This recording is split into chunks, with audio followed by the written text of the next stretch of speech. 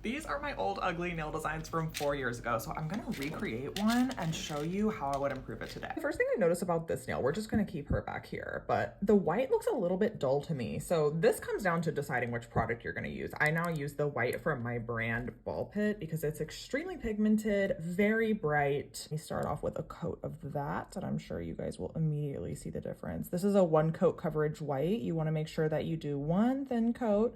You can put 2. I mean, I always recommend doing 2 coats. Back in the day, I used to use a 9mm for every single design that I would do. I now know that that isn't really efficient. Obviously a 9mm is great, but different designs need different brushes. So when I'm wanting to make a really long line like these, I'm gonna use a longer brush. I'm gonna use Beginner Baddie for my brand. This is a 15mm, and that is gonna be perfect for hand stability when drawing those long lines so they don't get too wobbly. Here I go.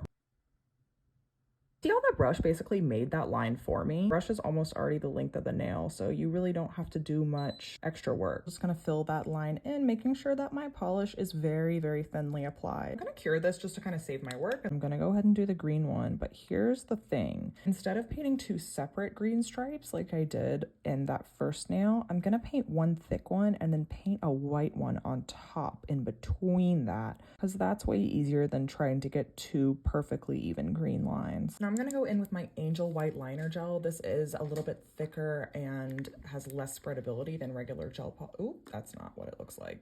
Oh wait, this one's not even open. Always stir up your liner gel before use, otherwise I don't know what happens, but it doesn't work the same. My hand is shaking so bad today. I just had like 64 ounces of coffee. Back in the day, I used to use a dotting tool. I do not like using these now because, especially on such a small scale, I don't feel like I have a lot of control. Instead, I'm gonna use this fun size brush from my brand. It is a teensy tiny little 4mm, perfect for details like this. For dots this tiny, like if I used a dotting tool, it would be so hard to make them uniform. That I have in this design, which I'm not gonna put on the final one, is these black lines, because honestly, I just feel like it doesn't really make sense in a candy cane design. I just don't like the way it looks. I think it's not necessary. Sometimes you just need to know when to pull back. Okay, I'm gonna use my favorite glossy taco, which is from my brand too. They're done. Let's compare. Wow, the difference of these is actually shocking. Look how dull this one is. The white is crazy. It looks gray compared to this one. I hope this video was helpful so you guys can see how I would level up even a really simple design like this. Let me know what you think and follow for more crazy nails.